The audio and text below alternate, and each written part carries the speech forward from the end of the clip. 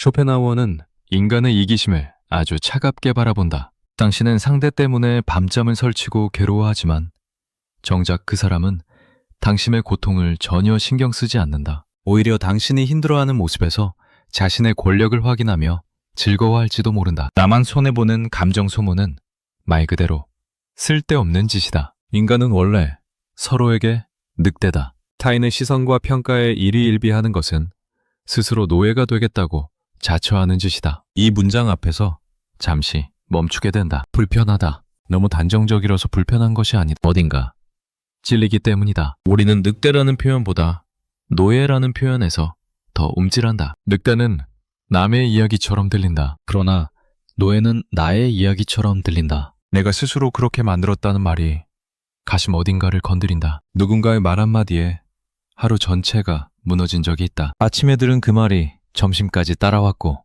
저녁까지 머물렀고 잠자리에 누워서도 떠나지 않았다. 그 사람은 아마 그 말을 던지고 5분도 안 되어 잊었을 것이다. 어쩌면 말했다는 사실조차 기억하지 못할 수도 있다. 그런데 나는 그 말을 수십 번 되뇌었다. 혼자서 다시 듣고 다시 상처받고 다시 분노하고 다시 무너졌다. 상대는 한 번 던졌을 뿐인데 나는 스스로 수십 번을 맞았다. 이상한 일이다. 상대는 이미 그 자리를 떠났는데 나는 여전히 그 자리에 서 있다. 상대는 잊었는데 나는 기억한다. 상대는 아무렇지 않은데 나는 괴롭다. 이 불균형은 어디에서 오는 걸까? 상대가 나를 붙잡은 것일까? 아니면 내가 스스로를 붙잡은 것일까? 그 사람의 말이 왜 그렇게 오래 남았는지 생각해본다. 말의 내용 때문이었을까? 아니면 그 사람이기 때문이었을까? 가만히 들여다보면 같은 말을 다른 사람이 했다면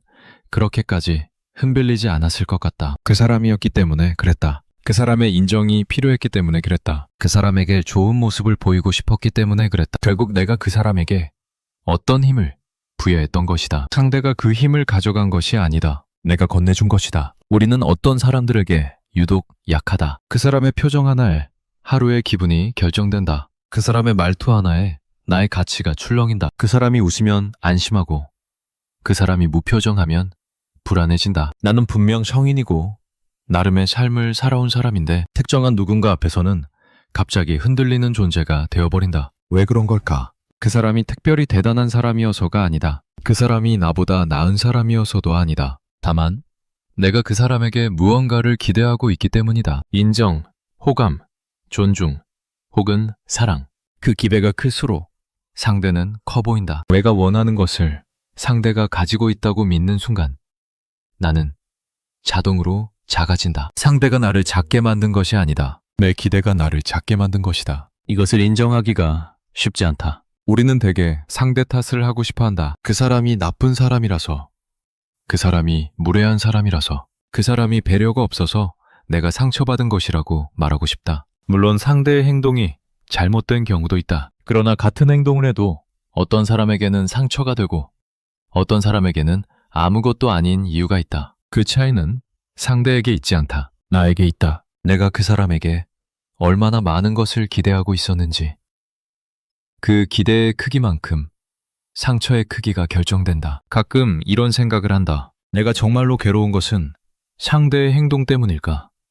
아니면 상대가 내 기대대로 행동하지 않았기 때문일까? 이 둘은 비슷해 보이지만 전혀 다르다. 상대의 행동 자체가 문제라면 그것은 상대의 책임이다. 그러나 내 기대대로 행동하지 않은 것이 문제라면 그것은 나의 기대가 만든 문제다. 우리는 종종 상대에게 역할을 부여한다. 이 사람은 나를 이해해줘야 한다. 이 사람은 나를 존중해야 한다. 이 사람은 나에게 친절해야 한다. 그 역할이 충족되면 기분이 좋고 충족되지 않으면 기분이 나쁘다. 그런데 문제는 그 역할을 상대가 동의한 적이 없다는 것이다. 나 혼자 부여하고 나 혼자 기대하고 나 혼자 실망한다. 상대는 그저 자신의 방식대로 살았을 뿐인데 나는 그것을 배신이나 무시로 받아들인다. 이것이 관계에서 일어나는 많은 갈등의 원인이다. 나는 상대가 나를 상처 주었다고 생각하지만 실제로는 내가 만든 기대가 나를 상처 주는 것이다. 상대는 단지 그 기대를 충족시키지 않았을 뿐이다. 충족시킬 의무도 없었고 충족시키겠다고 약속한 적도 없다. 그런데 나는 마치 상대가 약속을 어긴 것처럼 분노한다. 이 분노는 어디로 가야 할까? 상대에게 가야 할까? 아니면 나에게 돌아와야 할까? 타인의 시선이 신경 쓰이는 것은 자연스러운 일이다. 우리는 사회적 동물이다. 홀로 살아갈 수 없고 다른 사람들과의 관계 속에서 존재한다. 그래서 타인이 나를 어떻게 보는지가 중요하게 느껴진다. 이것 자체는 문제가 아니다. 문제는 그 시선이 나의 전부가 될 때 시작된다. 타인의 시선을 의식하는 것과 타인의 시선에 지배당하는 것은 다르다. 의식하는 것은 참고하는 것이다. 지배당하는 것은 복종하는 것이다. 참고는 내가 선택권을 가진다. 복종은 상대가 선택권을 가진다. 타인의 의견을 듣고 고려하되 최종 판단은 내가 내리는 것. 그것이 의식이다. 타인의 의견이 곧 나의 판단이 되어버리는 것. 그것이 지배다. 나는 어느 쪽에 가까울까? 타인의 말을 듣고 참고하는 편일까? 아니면 타인의 말을 듣고 그대로 받아들이는 편일까? 누군가 나를 비판하면 그것을 하나의 의견으로 받아들일 수 있을까? 아니면 곧바로 나의 가치가 하락한 것처럼 느껴질까? 누군가 나를 칭찬하면 기분 좋은 정도로 끝날까? 아니면 그 칭찬이 없으면 불안해질까? 쇼펜하우어가 말한 노예라는 표현이 자꾸 머릿속에 맴돈다. 노예는 스스로의 의지로 움직이지 않는다. 주인의 명령에 따라 움직인다. 주인이 기뻐하면 안심하고 주인이 화내면 두려워한다. 자신의 가치를 스스로 결정하지 못하고 주인의 평가에 의해 결정된다. 이것이 노예의 삶이다. 그런데 타인의 시선에 휘둘리는 삶도 이와 비슷하다. 나는 나의 의지로 움직이는 것 같지만 실제로는 타인의 반응에 따라 움직인다. 타인이 긍정하면 기분이 좋고 타인이 부정하면 기분이 나쁘다. 나의 가치를 내가 결정하지 못하고 타인의 평가에 의해 결정된다. 겉으로는 자유로운 사람처럼 보이지만 속으로는 수많은 주인을 모시고 있는 셈이다. 가족의 시선, 친구의 시선, 동료의 시선, 사회의 시선, 이 모든 시선이 나의 주인이 된다. 자발적 노예, 이것이 쇼펜하우어가 말하고자 한 것이다. 누구도 우리에게 사슬을 채우지 않았다. 우리가 스스로 사슬을 집어들었다. 누구도 우리를 감옥에 가두지 않았다. 우리가 스스로 감옥 안으로 걸어 들어갔다. 그리고 열쇠는 우리가 가지고 있다. 그런데 그 열쇠를 사용하지 않는다. 왜일까? 어쩌면 그 감옥이 익숙하기 때문인지도 모른다. 타인의 평가에 따라 사는 것은 힘들지만 어떤 면에서는 편하기도 하다. 스스로 판단할 필요가 없다. 스스로 책임질 필요가 없다. 타인이 좋다고 하면 좋은 것이고 타인이 나쁘다고 하면 나쁜 것이다. 이 단순한 기준은 복잡한 세상에서 일종의 안내판 역할을 한다. 힘들지만 편한 것이다. 스스로의 기준으로 산다는 것은 생각보다 어렵다. 무엇이 옳은지 스스로 판단해야 하고 그 판단에 스스로 책임져야 한다. 타인이 동의하지 않아도 흔들리지 않아야 하고 타인이 비난해도 견뎌야 한다. 이것은 고독한 일이다. 그래서 많은 사람들이 그 고독을 피해 다시 타인의 시선 속으로 들어간다. 노예의 삶이 힘들다는 것을 알면서도 자유의 고독보다는 노예의 안정을 선택한다. 그러나 그 안정은 진짜 안정이 아니다. 타인의 시선은 변한다. 어제는 칭찬하던 사람이 오늘은 비난할 수 있다. 어제는 인정하던 사람이 오늘은 무시할 수 있다. 타인에게 기대어 얻은 안정은 타인이 떠나면 함께 무너진다. 결국 아무것도 남지 않는다. 나 자신도 남지 않는 타인의 시선 속에 있던 나는 타인이 사라지면 함께 사라지기 때문이다. 상대방은 나를 어떻게 생각할까? 이 질문이 하루에 몇 번이나 떠오르는지 세어본 적이 있을까? 회의 시간에 발언을 하고 나서 상대방은 내 말을 어떻게 받아들였을까? 메시지를 보내고 나서 상대방은 이 메시지를 보고 뭐라고 생각할까? 옷을 입고 나서 사람들은 나를 보고 어떻게 생각할까? 이런 질문들이 쉬지 않고 떠오른다. 그런데 정작 상대방은 나를 그렇게 많이 생각하지 않는다. 이것이 가장 아이러니한 부분이다. 나는 상대방의 반응에 온 신경을 쏟고 있지만 상대방은 자기 일에 바쁘다. 상대방도 자기 자신을 어떻게 보일지에 더 관심이 있다. 모두가 자기 자신에게 집중하느라 남을 신경 쓸 여유가 없다. 나만 혼자서 상대방을 의식하고 혼자서 긴장하고 혼자서 괴로워한다. 이 사실을 알게 되면 허무하기도 하고 우습기도 하다. 내가 그토록 신경 쓰던 그 사람은 나를 그렇게까지 생각하지 않았다. 내가 그토록 두려워하던 그 평가는 실제로 일어나지 않았을 수도 있다. 내 머릿속에서만 일어난 일이다. 상대방이 나를 비난했다고 생각했지만 실제로는 그냥 자기 생각을 말했을 뿐일 수도 있다. 상대방이 나를 무시했다고 생각했지만 실제로는 그냥 바빠서 반응을 못한 것일 수도 있다. 내가 만든 시나리오 속에서 나 혼자 고통받고 있었던 것이다. 그 사람이 정말 나를 괴롭힌 것인가? 아니면 내가 그 사람에게 나를 괴롭힐 권한을 넘겨준 것인가? 이 질문 앞에서 멈추게 된다. 대답하기 어려운 질문이다. 상대 탓을 하는 것이 훨씬 쉽다. 그 사람이 나빴다고, 그 사람이 잘못했다고 말하는 것이 훨씬 편하다. 그러나 정직하게 들여다보면 내가 그 사람에게 힘을 준 것이 보인다. 그 사람의 말 한마디에 흔들릴 수 있는 권한을 내가 그 사람에게 건네준 것이 보인다. 이것을 인정하는 것은 고통스럽다. 나의 약함을 마주해야 하기 때문이다. 그러나 동시에 이것은 희망이기도 하다. 내가 건네준 것이라면 내가 거두어들일 수도 있다는 뜻이기 때문이다. 상대가 가져간 것이라면 돌려받아야 하지만 내가 건네준 것이라면 내가 멈추면 된다. 더 이상 건네지 않으면 된다. 그 권한은 원래 나의 것이었으니까. 우리는 어린 시절부터 타인의 평가 속에서 자랐다. 부모님의 칭찬을 받으려고 노력했고, 선생님의 인정을 받으려고 애썼고, 친구들에게 좋은 모습을 보이려고 힘썼다. 이것은 자연스러운 성장 과정이다. 그러나 문제는 이 패턴이 어른이 되어서도 계속된다는 것이다. 더 이상 부모님의 칭찬이 필요 없는 나이가 되어서도 여전히 누군가의 인정을 갈구한다.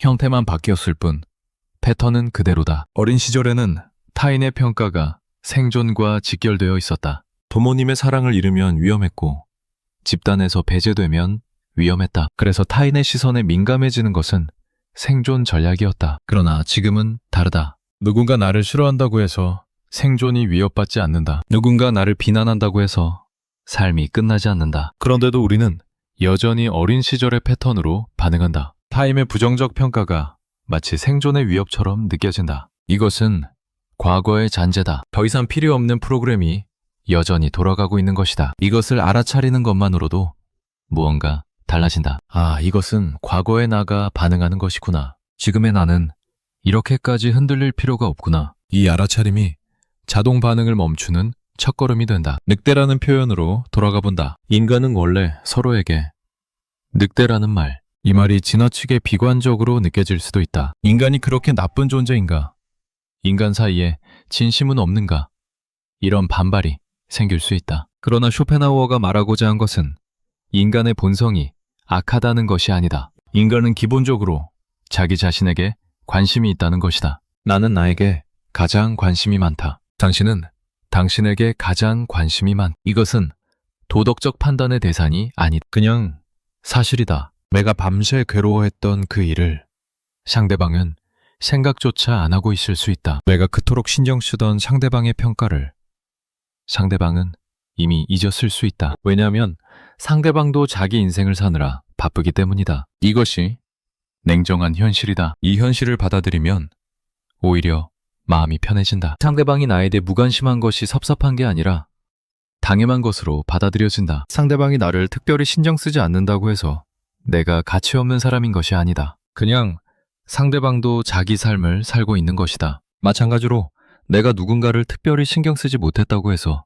내가 나쁜 사람인 것이 아니다. 나도 내 삶을 살고 있는 것이다. 타인의 시선에서 벗어난다는 것은 타인을 무시한다는 뜻이 아니다. 타인에게 무례해진다는 뜻도 아니다. 타인의 의견을 듣되 그것에 지배당하지 않는다는 뜻이다. 참고하되 복종하지 않는다는 뜻이다. 타인이 뭐라고 하든 나는 나라는 것을 잊지 않는다는 뜻이다. 이것은 자만이 아니다. 오히려 겸손에 가깝다. 타인의 평가가 나의 전부가 아니라는 것을 인정하는 것이다. 타인도 불완전한 존재이고 타인의 평가도 불완전하다는 것을 인정하는 것이다. 누군가 나를 높이 평가한다고 해서 내가 대단한 사람이 되는 것이 아니고 누군가 나를 낮게 평가한다고 해서 내가 못난 사람이 되는 것이 아니다. 나는 그냥 나다. 평가 이전에, 평가 이후에도 나는 그냥 나다. 이 감각을 갖게 되면 타인의 말이 다르게 들린다. 칭찬을 들어도 흔들리지 않고 비난을 들어도 흔들리지 않는다. 둘 다 그냥 타인의 의견일 뿐이다. 참고할 수는 있지만 나를 정의하는 것은 아니다. 나를 정의하는 것은 나 자신이다. 타인의 말은 그저 외부에서 들려오는 소리일 뿐이다. 밤잠을 설치게 만든 그 말, 그 사람, 그 상황을 다시 떠올려 본다. 그때 나는 왜 그렇게 힘들었을까? 그 말의 내용 때문이었을까? 아니면 그 말을 한 사람 때문이었을까? 아니면 그 말이 건드린 나의 어떤 상처 때문이었을까? 대부분의 경우 우리를 가장 힘들게 하는 것은 말의 내용 자체가 아니다. 그 말이 건드린 나의 취약한 부분이다. 나도 모르게 가지고 있던 불안, 열등감, 두려움. 그것이 건드려지면 과도하게 반응한다. 같은 말을 들어도 어떤 날은 괜찮고 어떤 날은 무너지는 이유가 여기에 있다. 상대의 말이 아니라 나의 상태가 문제인 것이다. 이것을 알아차리면 대응이 달라진다. 상대에게 화를 내기 전에 왜 이 말이 나를 이렇게 힘들게 하는지 먼저 들여다볼 수 있다. 상대를 바꾸려 하기 전에 나의 어떤 부분이 건드려진 것인지 먼저 살펴볼 수 있다. 이것은 상대의 잘못을 덮는 것이 아니다. 나의 반응을 이해하는 것이다. 이해하면 반응이 달라진다. 자동으로 무너지는 대신 선택할 수 있게 된다. 오늘 하루도 누군가의 시선을 의식하며 살았을 것이다. 누군가의 말 한마디에 기분이 좋아지고 누군가의 표정 하나에 기분이 나빠졌을 것이다. 이것이 완전히 사라지는 것은 어려울 수도 있다. 우리는 결국 사회 속에서 살아가는 존재니까. 그러나 그 정도를 줄일 수는 있다. 흔들림의 폭을 줄일 수는 있다. 누군가의 말에 상처받았을 때 잠시 멈추고 생각해 볼 수 있다. 이 상처는 상대가 준 것인가? 내가 만든 것인가? 상대에게 내가 얼마나 많은 힘을 주고 있었는가? 그 힘을 조금 거두어드리면 어떨까? 완전히 거두어드리지 않아도 된다. 조금만 거두어드려도 된다. 그것만으로도 밤잠을 설치는 일은 줄어들 것이다. 쇼펜하우어의 차가운 문장이 오히려 위로가 되는 순간이 있다. 인간은 서로에게 늑대다. 그러니까 너무 기대하지 마라. 타인의 시선에 일희일비하는 것은 노예가 되는 것이다. 그러니까 스스로를 지켜라. 냉정하지만 정직한 말이다. 그리고 정직한 말이 때로는 가장 큰 도움이 된다. 문을 닫고 혼자 있는 밤, 낮에 들은 말이 떠오를 때가 있다. 그 말이 머릿속에서 계속 재생된다. 멈추고 싶은데 멈춰지지 않는다. 그럴 때 이렇게 생각해 볼 수 있다. 지금 이 순간 그 말을 한 사람은 뭘 하고 있을까? 아마 잠들어 있을 것이다. 아니면 자기 일을 하고 있을 것이다. 나를 생각하고 있을 가능성은 거의 없다. 그런데 나는 혼자서 그 사람의 말을 붙잡고 괴로워하고 있다. 이 장면을 객관적으로 보면 이상하다. 상대는 편히 잠들어 있고 나만 혼자 깨어서 괴로워하고 있다. 상대는 아무것도 잃지 않았고 나만 혼자 잠을 잃었다. 이것이 공평한가? 이것이 합리적인가? 상대의 말 한마디가 나의 밤 전체를 가져갈 만큼의 가치가 있는가? 아마 없을 것이다. 대부분의 경우 그 말은 그렇게까지 중요하지 않다. 내가 중요하게 만들었을 뿐이다. 내가 붙잡았기 때문에 커진 것이다. 놓으면 작아진다. 놓으면 사라진다. 그런데 놓지 못한, 왜 놓지 못할까? 어쩌면 그 괴로움이 익숙해서일 수도 있다. 어쩌면 그 괴로움 속에서 무언가를 확인하고 있는 것일 수도 있다. 내가 얼마나 열심히 노력하는지, 내가 얼마나 상대를 신경 쓰는지, 내가 얼마나 좋은 사람인지. 괴로워하는 것이 때로는 자기 증명처럼 느껴질 때가 있다. 이렇게 힘들어하는 나는 성실한 사람이야. 이렇게 신경 쓰는 나는 착한 사람이야. 이런 식으로. 그러나 이것은 착각이다. 괴로움은 성실의 증거가 아니다. 신경 쓰는 것은 착함의 증거가 아니다.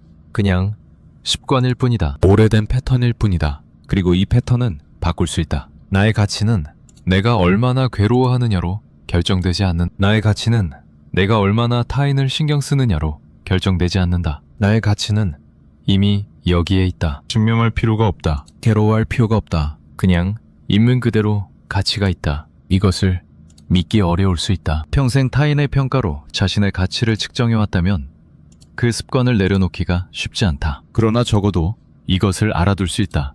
타인의 평가는 나의 가치가 아니다. 타인의 시선은 나의 본질이 아니다. 나는 그 시선 바깥에도 존재한다. 아무도 보지 않는 곳에서도 나는 나다. 쇼펜하우어의 문장을 다시 읽어본다. 인간은 원래 서로에게 늑대다. 타인의 시선과 평가에 일희일비하는 것은 스스로 노예가 되겠다고 자처하는 짓이다. 처음 읽었을 때보다 다르게 느껴진다. 처음에는 불편했다. 지금은 조금 다르다. 차갑지만 솔직한 말이다. 그리고 솔직한 말 속에 해방의 가능성이 있다. 노예는 스스로 선택한 것이라면 스스로 그만둘 수도 있다는 뜻이니까. 사슬을 내가 집어들었다면 내가 내려놓을 수도 있다는 뜻이니까. 오늘 밤은 조금 다르게 잠들어 볼 수 있을까? 낮에 들은 그 말을 한 번만 더 떠올리고 그리고 놓아볼 수 있을까? 그 말을 한 사람은 지금 나를 생각하지 않고 있다. 나만 혼자 그 사람을 생각하고 있다. 이 불균형을 알아차리고 조금은 내 편을 들어줄 수 있을까? 그 사람이 정말 나를 괴롭힌 것인가? 아니면 내가 그 사람에게 나를 괴롭힐 권한을 넘겨준 것인가? 이 질문을 안고 잠이 든다. 대답은 아직 모른다. 그러나 질문을 품고 있는 것만으로도 무언가 달라진다. 질문이 있는 곳에 생각이 시작된다. 생각이 시작되는 곳에 변화의 가능성이 있다. 이번이 처음이 아니다. 이런 감정을 느낀 것이, 이렇게 흔들린 것이, 이렇게 밤을 지새운 것이. 돌아보면 비슷한 장면이 여러 번 있었다. 사람만 달랐고 상황만 달랐을 뿐 패턴은 같았다. 누군가의 말에 상처받고 누군가의 반응에 흔들리고 누군가의 평가에 나 자신을 맡겨버리는 패턴. 이것은 우연이 아니다. 한 번의 사건이 아니다. 반복되어 온 태도다. 그 사람 탓이라고 생각했다. 그 사람이 유독 나쁜 사람이라서, 그 사람이 특별히 상처 주는 방식으로 말해서, 그 사람과의 관계가 유독 힘들어서 그런 것이라고 생각했다. 그래서 그 관계가 끝나면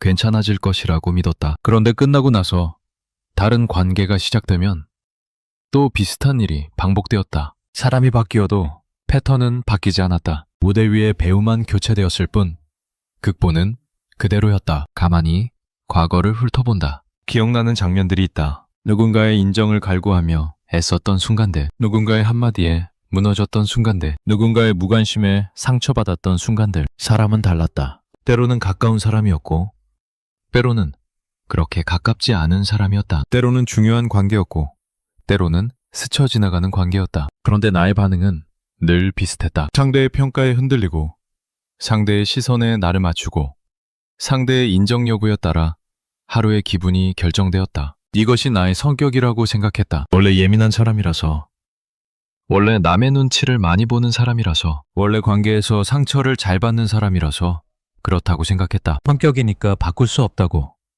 타고난 것이니까 어쩔 수 없다고 받아들였다. 그런데 성격이라는 단어 뒤에 숨으면 아무것도 보이지 않는다. 왜 이런 성격이 형성되었는지, 이 패턴이 어디에서 시작되었는지 질문 자체가 사라진다. 성격은 고정된 것이 아니다. 오랜 시간 반복된 태도가 굳어진 것이다. 습관이 쌓여서 성격처럼 보이는 것이다. 그렇다면 습관이 어디에서 시작되었는지 살펴볼 수 있다. 언제부터 타인의 시선에 이렇게 민감해졌는지, 언제부터 타인의 평가에 이렇게 의존하게 되었는지 거슬러 올라가 볼 수 있다. 어린 시절의 기억이 떠오른다. 구체적인 장면이 아니어도 된다. 분위기만 떠올려도 된다. 칭찬을 받으면 기뻤고 꾸중을 들으면 슬펐다. 인정받으면 안심했고 인정받지 못하면 불안했다. 이것은 누구나 겪는 일이다. 문제는 이 패턴이 어느 순간부터 과도해지는 것이다. 칭찬이 없으면 불안해지고 인정이 없으면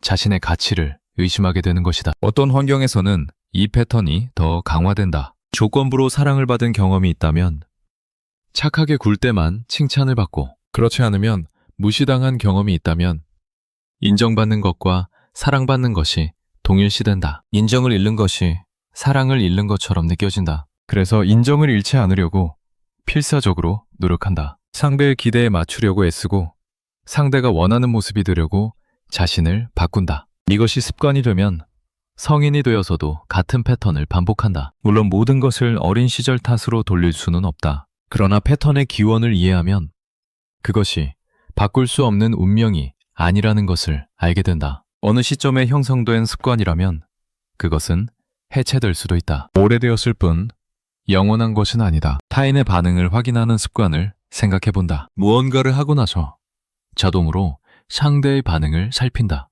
말을 하고 나서 상대의 표정을 확인한다. 일을 끝내고 나서 상대의 평가를 기다린다. 이것이 너무 자연스러워서 의식하지 못할 정도다. 마치 숨 쉬는 것처럼 자동으로 일어난다. 그런데 이것은 본능이 아니다. 학습된 것이다. 언제부터인가 이렇게 하는 것이 안전하다고 배웠기 때문에 이렇게 하지 않으면 불안하다고 몸이 기억하기 때문에 자동으로 반복하는 것이다. 상대의 반응이 긍정적이면 안심한다. 괜찮구나. 잘했구나. 받아들여줬구나. 이 안심은 오래가지 않는다. 다음 상황에서 또다시 반응을 확인해야 한다. 긍정적인 반응을 한 번 받았다고 해서 영원히 안심되는 것이 아니다. 계속해서 확인해야 한다. 계속해서 인정받아야 한다. 이것은 끝이 없다. 갈증을 해소하기 위해 바닷물을 마시는 것과 같다. 마실수록 더 목마르다. 상대의 반응이 부정적이면 무너진다. 잘못했구나. 부족하구나.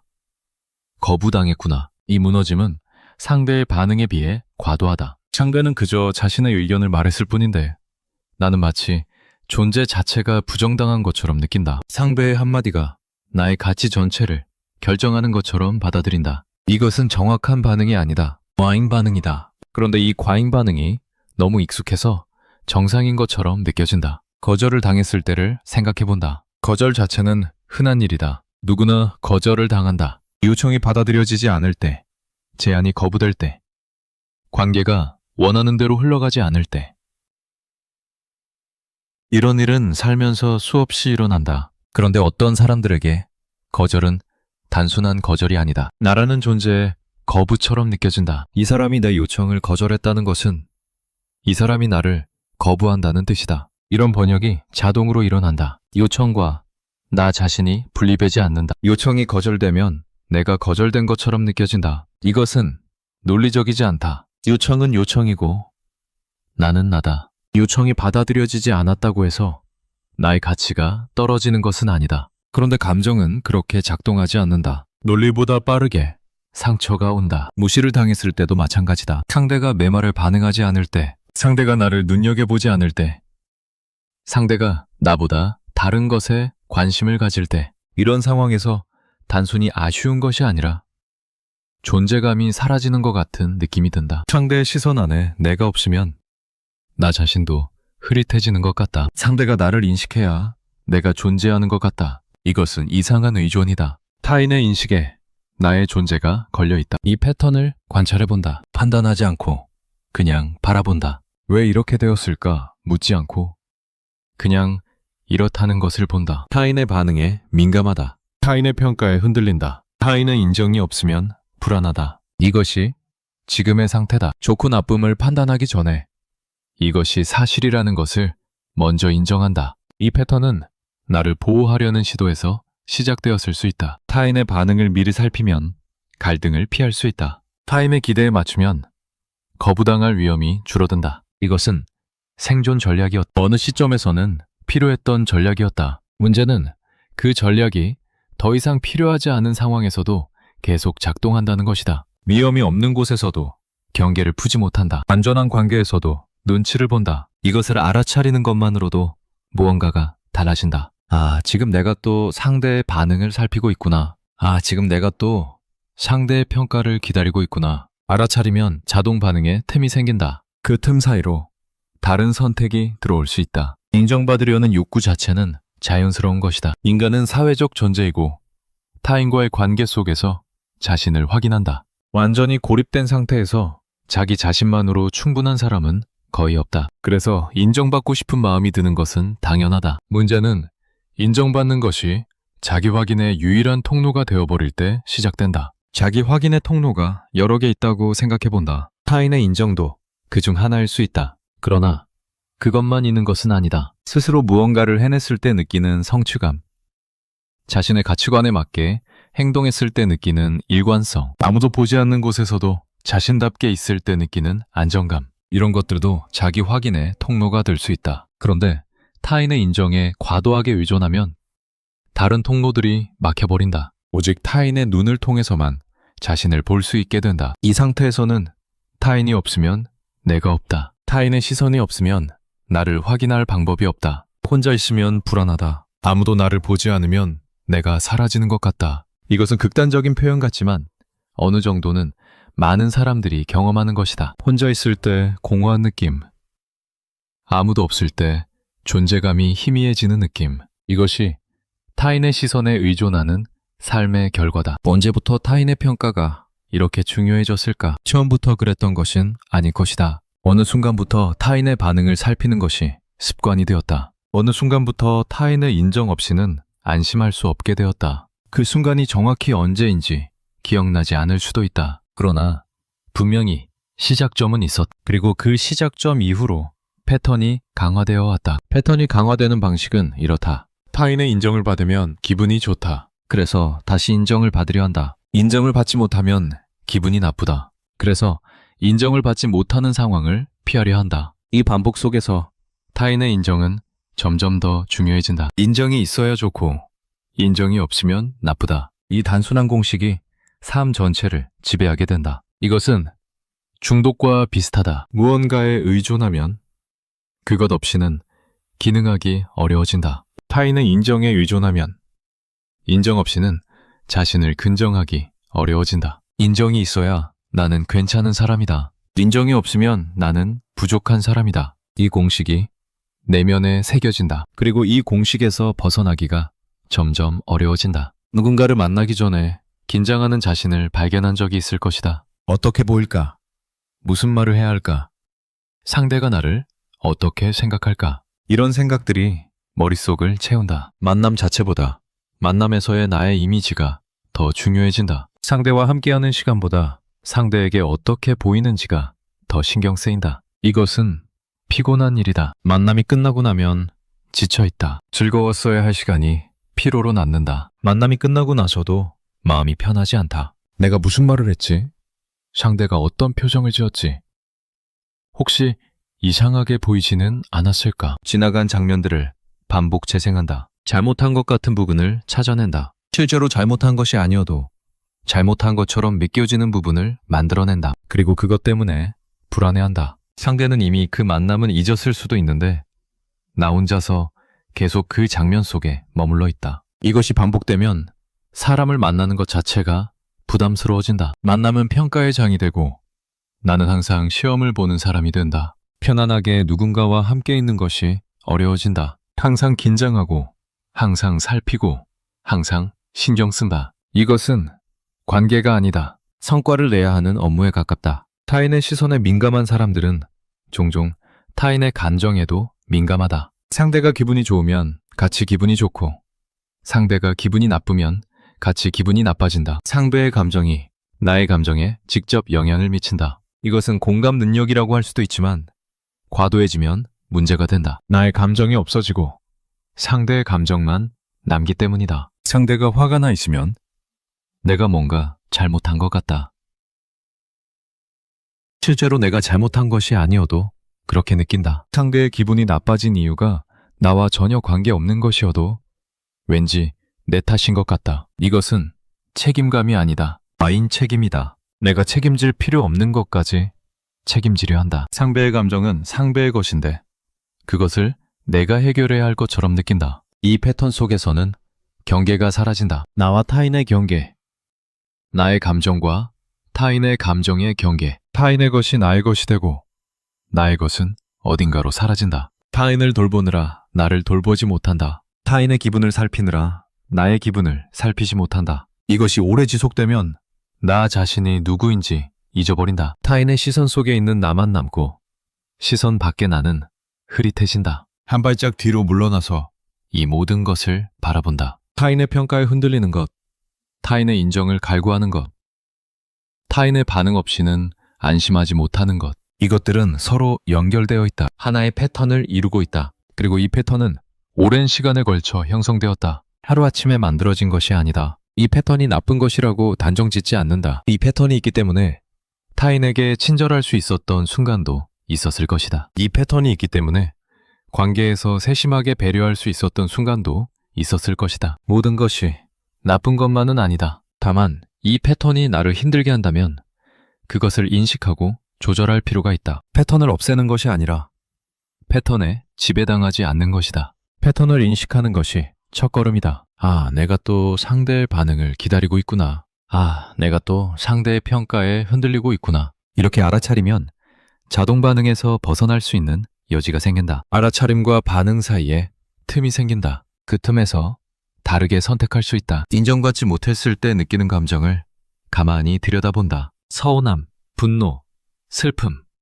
무력감, 여러 감정이 섞여 있다. 그 중에서도 가장 깊은 곳에 있는 것은 무엇일까? 어쩌면 두려움일 수 있다. 인정받지 못하면 어떻게 되는 것일까? 버림받는 것일까? 사랑받지 못하는 것일까? 존재 가치가 없어지는 것일까? 이 두려움은 대개 과거에서 온다. 어느 시점에 인정받지 못하면 위험하다고 학습했다. 사랑을 잃을 수도 있다고, 버림받을 수도 있다고, 혼자 남겨질 수도 있다고 배웠다. 그래서 인정을 잃지 않으려고 필사적으로 노력했다. 이 노력이 습관이 되었고 성인이 되어서도 계속되었다. 그런데 지금은 상황이 다르다. 누군가 나를 인정하지 않는다고 해서 생존이 위협받지 않는다. 누군가 나를 비판한다고 해서 삶이 끝나지 않는다. 그런데 몸은 여전히 과거의 방식으로 반응한다. 이 간극을 인식하는 것이 중요하다. 과거에는 필요했던 반응이 지금은 필요하지 않을 수 있다. 과거에는 합리적이었던 두려움이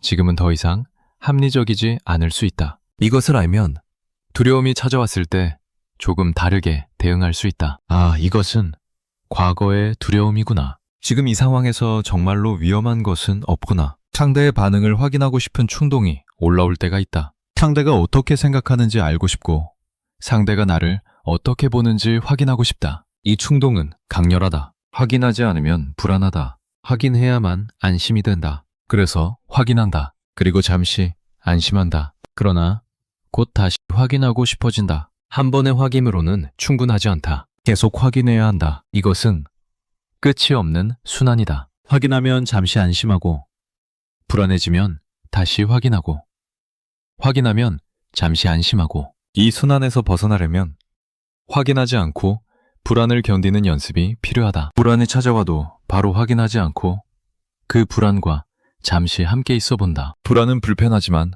견딜 수 없는 것은 아니다. 잠시 기다리면 불안이 조금 가라앉는다. 확인하지 않아도 괜찮다는 것을 경험하면 순환에서 벗어날 수 있는 가능성이 생긴다. 물론 이것은 쉽지 않다. 오랜 습관을 바꾸는 것은 시간이 걸린다. 그러나 불가능한 것은 아니다. 작은 것부터 시작할 수 있다. 사소한 상황에서 확인하지 않고 기다려본다. 그 경험이 쌓이면 점점 더 큰 상황에서도 기다릴 수 있게 된다. 조급해하지 않아도 된다. 천천히 해도 된다. 타인의 인정 없이 나를 긍정할 수 있을까? 이것은 어려운 질문이다. 오랫동안 타인의 인정을 통해서만 나를 긍정해왔다면 그것 없이 나를 긍정하는 것이 어떤 것인지 잘 모를 수 있다. 마치 지도 없이 길을 찾아야 하는 것처럼 막막할 수 있다. 타인의 인정 없이 나를 긍정한다는 것은 나의 기준으로 나를 평가한다는 뜻이다. 타인이 뭐라고 하든 나는 내가 어떤 사람인지 안다. 타인이 인정하지 않아도 나는 내가 무엇을 해냈는지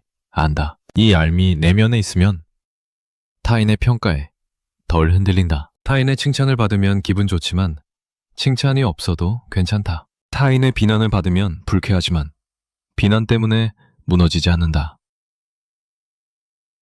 이 상태에 도달하는 것은 목적지가 아니라 방향이다. 완벽하게 도달하는 것이 아니라 그 방향으로 조금씩 나아가는 것이다. 어떤 날은 잘 되고 어떤 날은 잘 안 된다. 어떤 상황에서는 흔들리지 않고 어떤 상황에서는 여전히 흔들린다. 괜찮다. 완벽할 필요는 없다. 방향만 알고 있으면 된다. 관계를 생각해본다. 타인의 시선에 덜 의존하면 관계가 어떻게 달라질까? 어쩌면 더 자유로워질 수 있다. 상대의 반응을 살피느라 쓰던 에너지를 실제로 상대와 함께 있는데 쓸 수 있다. 상대에게 어떻게 보일지 걱정하느라 못했던 말을 이제는 할 수 있다. 관계가 성과를 내야 하는 업무가 아니라 그냥 함께 있는 것이 된다. 물론 관계에는 여전히 노력이 필요하다. 상대를 배려하고 상대의 말을 듣고 상대와 소통하는 것은 여전히 중요하다. 타인의 시선에 덜 의존한다는 것이 타인을 무시한다는 뜻은 아니다. 오히려 반대다. 상대의 시선에 휘둘리지 않아야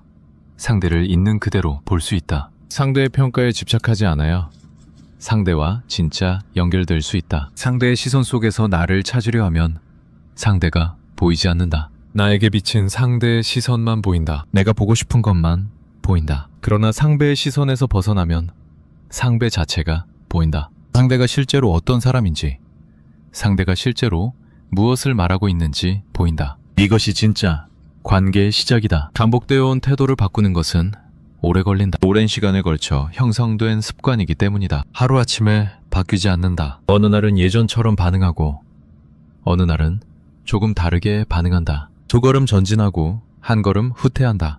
이것이 자연스러운 과정이다. 완벽하게 바뀌어야 한다는 압박을 내려놓는 것이 중요하다. 바뀌지 않을 때 자책하지 않는다. 또 흔들렸구나. 또 상대의 반응에 신경 썼구나.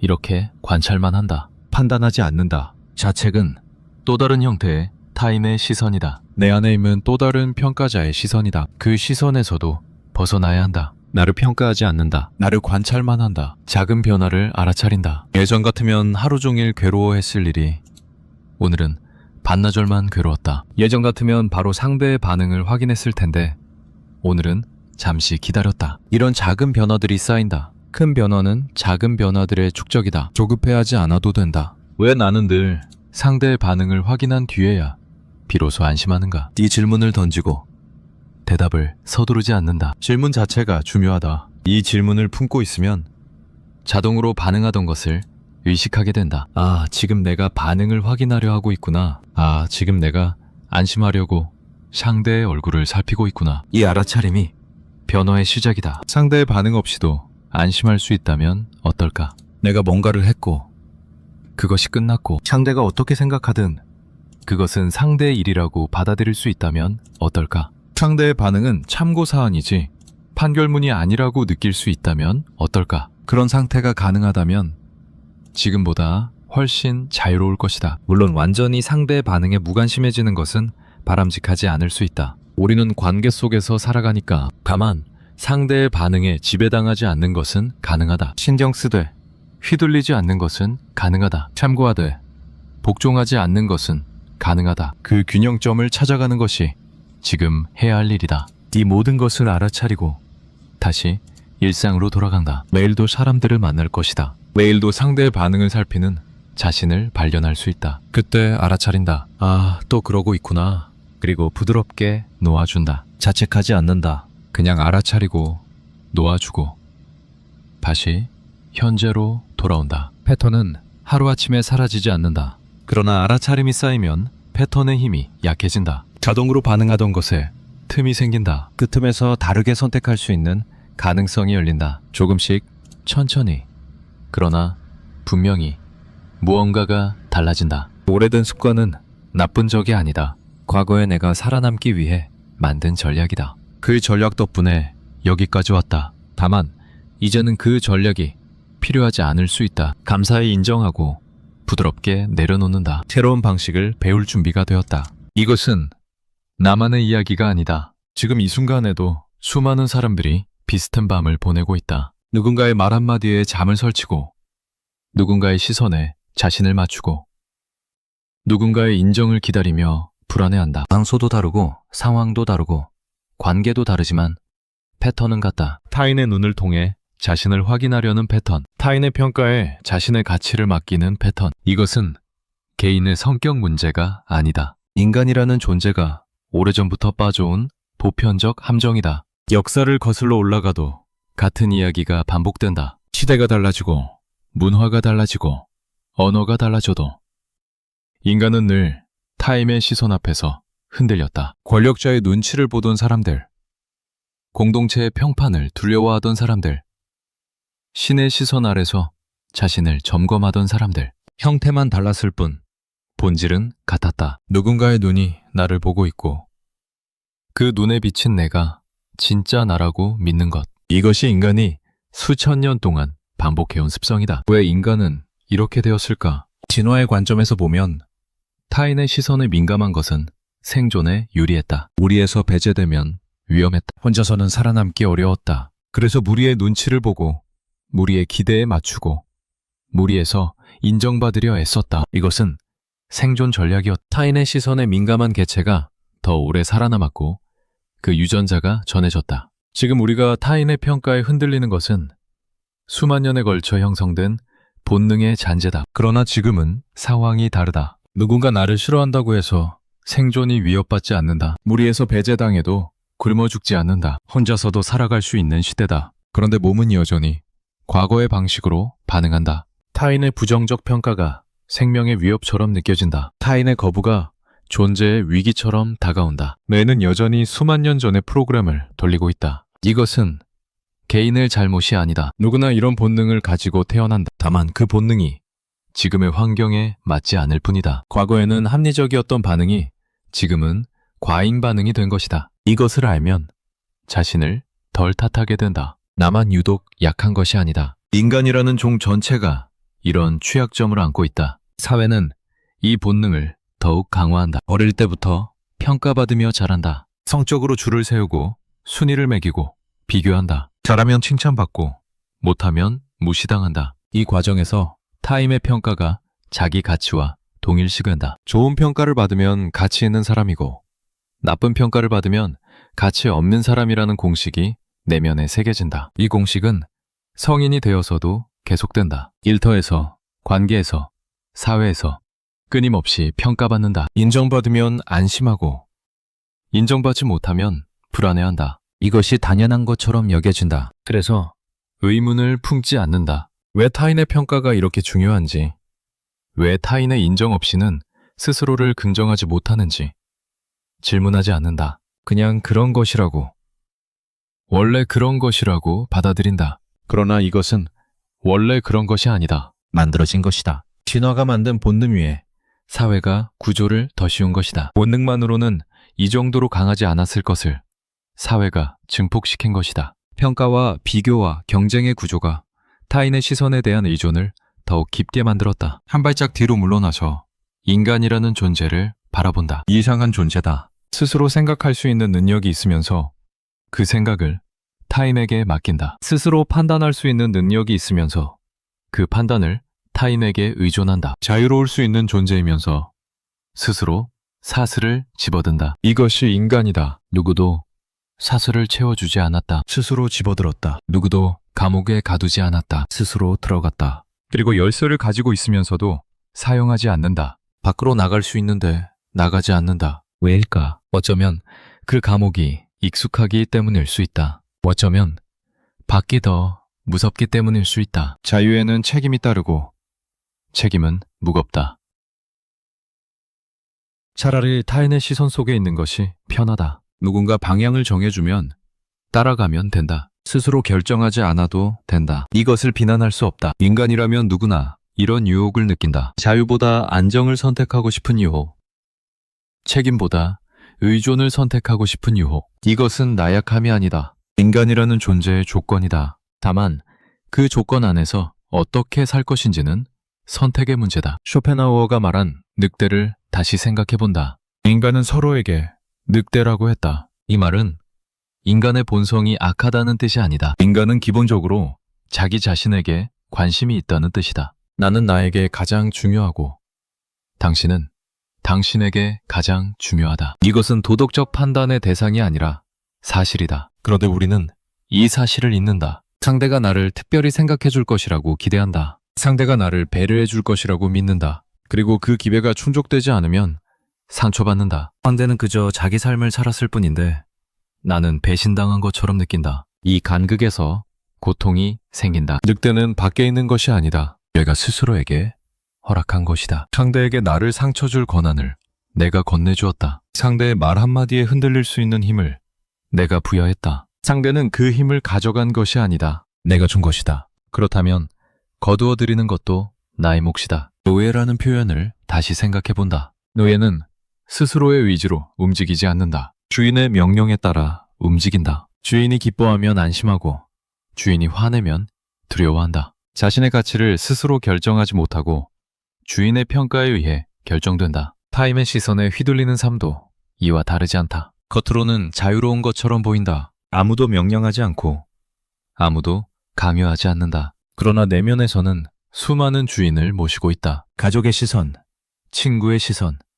동료의 시선, 사회의 시선, 이 모든 시선이 나의 주인이 된다. 그들이 인정하면 기분이 좋고 그들이 인정하지 않으면 기분이 나쁘다. 내 기분이 내 것이 아니다. 타인의 반응에 의해 결정된다. 노예의 사슬은 누가 채운 것이 아니다. 내가 놓지 않은 것이다. 언제든 놓을 수 있다. 그러나 놓지 않는다. 놓으면 자유로워지지만 자유에는 고독이 따른다. 타인의 인정 없이 스스로를 긍정해야 하고 타인의 방향 제시 없이 스스로 길을 찾아야 한다. 이것이 두렵다. 그래서 사슬을 놓지 않는다. 사슬이 무겁지만 사슬 없는 삶이 더 무섭다. 이것은 비극이면서 동시에 희극이기도 하다. 인간은 스스로 감옥을 만들고 스스로 그 안에 들어가고 스스로 열쇠를 숨긴다. 그리고 갇혀 있다고 한탄한다. 누가 나를 가두었냐고 분노한다. 밖에서 보면 우습다. 열쇠는 주머니에 있는데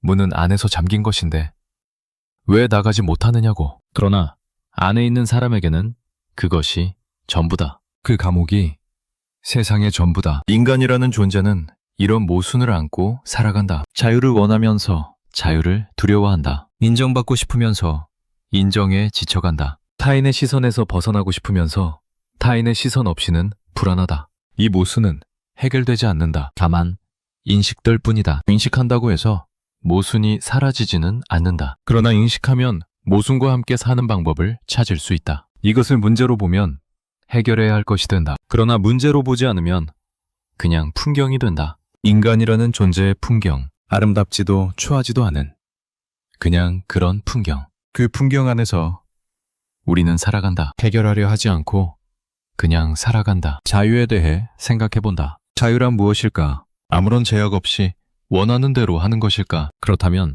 완전한 자유는 가능하지 않다. 우리는 몸의 제약 안에 있고 시간의 제약 안에 있고 관계의 제약 안에 있다. 완전히 자유로운 존재는 없다. 그러나 다른 종류의 자유가 있다. 외부의 제약이 아니라 내면의 제약에서 벗어나는 자유. 타인의 시선에 지배당하지 않는 자유. 타인의 평가에 휘둘리지 않는 자유. 이 자유는 외부 조건과 상관없이 가능하다. 감옥에 갇혀 있어도 이 자유를 가진 사람이 있고 궁전에 살면서도 이 자유가 없는 사람이 있다. 자유는 타인이 주는 것이 아니다. 타인에게서 거두어들이는 것이다. 타인에게 건네주었던 권한을 다시 가져오는 것이다. 타인의 말에 흔들릴 수 있는 힘. 타인의 평가에 좌우될 수 있는 힘. 이것을 내가 주었으니 내가 거두어들인다. 이것이 자유의 시작이다. 모든 인간관계를 떠올려 본다. 가까운 관계, 먼 관계, 스쳐 지나가는 관계. 그 모든 관계에서 우리는 시선을 주고받는다. 나는 상대를 보고 상대는 나를 본다. 이 시선의 교환 속에서 관계가 형성된다. 시선이 없으면 관계도 없다. 그런데 시선에는 권력이 담겨 있다. 보는 자와 보이는 자 사이에는 미묘한 권력 관계가 생긴다. 보는 자는 평가할 수 있고 보이는 자는 평가당한다. 이 관계가 고정되면 문제가 생긴다. 항상 보이는 쪽에 있으면, 항상 평가당하는 위치에 있으면 자기 자신이 사라진다. 상대의 눈에 비친 이미지만 남는다. 건강한 관계에서는 시선이 순환한다. 나도 보고 상대도 본다. 내가 평가할 때도 있고 평가당할 때도 있다. 어느 한쪽으로 고정되지 않는다. 그러나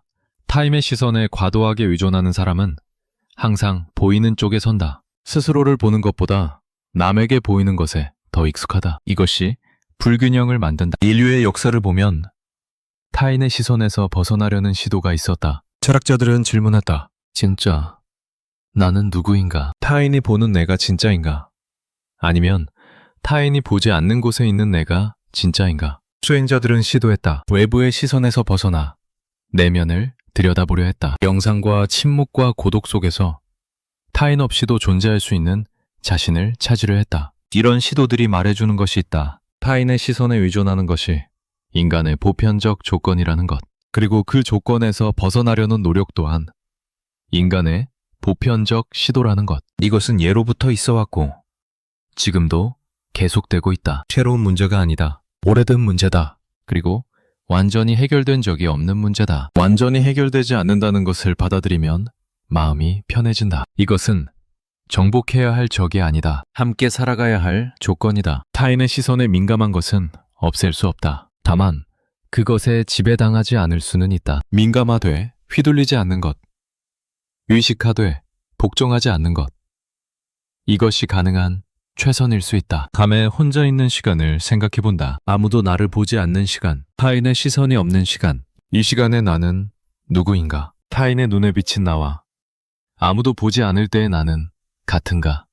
다른가? 어떤 사람들은 혼자 있을 때 더 편안하다고 한다. 타인의 시선이 없으니 긴장을 풀 수 있다고 한다. 그러나 어떤 사람들은 혼자 있을 때 더 불안하다. 타인의 시선이 없으니 나를 확인할 수 없다고 느낀다. 거울이 없으면 내 얼굴을 볼 수 없는 것처럼 타인이 없으면 나를 볼 수 없다고 느낀다. 타인의 시선이 나를 확인하는 유일한 방법이 되어버리면 혼자 있는 것이 불안해진다. 아무도 나를 보지 않으면 내가 존재하는지 확신할 수 없다. 이것은 이상한 상태다. 분명히 여기 있는데 존재감이 희미하다. 분명히 살아있는데 살아있다는 느낌이 흐릿하다. 타인의 시선이 있어야만 선명해진다. 이것을 판단하지 않고 바라본다. 인간이라는 존재가 그렇다. 타인과의 관계 속에서 자신을 확인한다. 완전히 독립된 존재로 서는 것이 어렵다. 이것은 약점일 수도 있고 조건일 수도 있다. 약점으로 보면 극복해야 할 것이 되고 조건으로 보면 받아들여야 할 것이 된다. 조건으로 받아들이면 질문이 달라진다. 어떻게 하면 타인의 시선에서 완전히 벗어날 수 있을까가 아니라 타인의 시선과 어떻게 함께 살아갈 것인가가 된다. 완전히 벗어나는 것은 불가능할 수 있다. 그러나 그것에 지배당하지 않는 것은 가능하다. 타인의 시선이 있되 그것이 전부가 아닌 상태, 참고하되 복종하지 않는 상태, 이것이 현실적인 목표일 수 있다. 인간은 완벽하지 않다. 완벽해지려고 하면 고통스럽다. 불완전함을 인정하면 조금 편해진다. 타인의 시선에 흔들리는 것도 불완전함의 일부다. 그것을 없애려 하지 않고 그것과 함께 살아간다. 흔들리면 흔들리는 대로, 다시 일어나면 일어나는 대로. 완벽하지 않아도 괜찮다. 쇼펜하우어의 문장을 마지막으로 떠올려 본다. 인간은 원래 서로에게 늑대다. 타인의 시선과 평가에 일희일비하는 것은 스스로 노예가 되겠다고 자처하는 짓이다. 이 문장이 처음에는 차갑게 느껴졌다. 지금은 조금 다르게 느껴진다. 경고가 아니라 관찰에 가깝다. 인간이 그렇다는 관찰. 서로에게 늑대이고 스스로 노예가 된다는 관찰. 좋고 나쁨을 판단하는 것이 아니라 있는 그대로를 보는 것이다. 그리고 이 관찰 안에 가능성이 숨어 있다. 스스로 노예가 되는 것이라면 스스로 그만둘 수도 있다는 가능성. 내가 건네준 것이라면 내가 거두어들일 수도 있다는 가능성. 이것은 희망이 아니다. 그냥 가능성이다. 실현될 수도 있고 실현되지 않을 수도 있는 가능성. 이 모든 이야기가 무엇을 바꿀 수 있을까? 아마 많은 것을 바꾸지는 못할 것이다. 매일도 타인의 시선을 의식할 것이고 매일도 누군가의 말에 흔들릴 것이다. 패턴은 쉽게 바뀌지 않는다. 오랜 시간에 걸쳐 형성된 것이니까. 그러나 무언가 달라지는 것이 있다면 그것은 인식이다. 아, 내가 지금 타인의 시선에 흔들리고 있구나. 아, 이것은 나만의 문제가 아니라 인간이라는 존재의 조건이구나. 이 인식이 있으면 자동 반응에 틈이 생긴다. 그 틈 사이로 숨을 쉴 수 있다. 그것만으로도 무언가 달라진다. 인간은 계속 실수한다. 계속 흔들린다. 계속 타인의 시선을 의식한다. 이것이 끝나지 않는다. 그러나 그것을 알고 있는 것과 모르고 있는 것은 다르다. 알고 있으면 실수해도 덜 자책한다. 흔들려도 덜 무너진다. 인간이 원래 그렇다는 것을 알기 때문이다. 우리는 언제부터 스스로를 믿는 일보다 남에게 인정받는 일을 더 쉽게 여기게 되었을까? 이 질문에 대한 답은 없다. 답이 필요하지도 않다. 질문 자체가 무언가를 건드린다. 그 건드림이 중요하다. 답을 찾으려 하지 않고 질문과 함께 머문다. 질문이 질문으로 남아있을 때 생각이 계속된다. 답이 나오면 생각이 멈춘다. 멈추지 않는 것이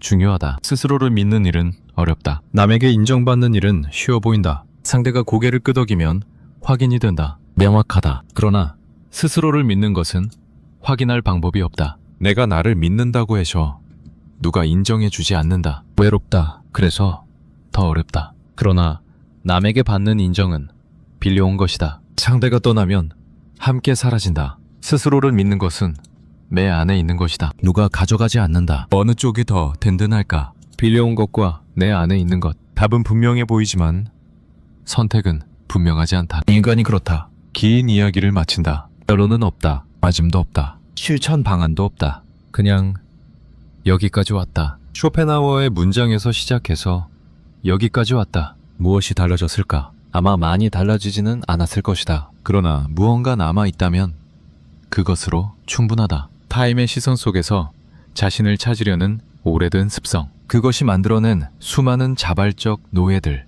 우리는 그중 하나다. 부끄러운 일이 아니다. 인간이라면 누구나 그렇다. 다만 그것을 아는 것과 모르는 것은 다르다. 알면 조금 다르게 살 수 있다. 조금이라도 밤이 깊어간다. 누군가의 말이 떠오를 수 있다. 그 말에 상처받을 수 있다. 그리고 이 이야기가 떠오를 수도 있다. 그 사람은 지금 나를 생각하지 않고 있다는 것. 내가 스스로에게 그 권한을 건네주었다는 것. 그리고 거두어드릴 수 있다는 것. 거두어드릴지 말지는 각자의 몫이다. 암요할 수 없다. 원요할 수도 없다. 다만 가능성이 있다는 것을 안다. 그것으로 충분하다. 늑대는 밖에 있지 않았다. 사슬은 누가 채운 것이 아니었다. 처음부터 알고 있었다.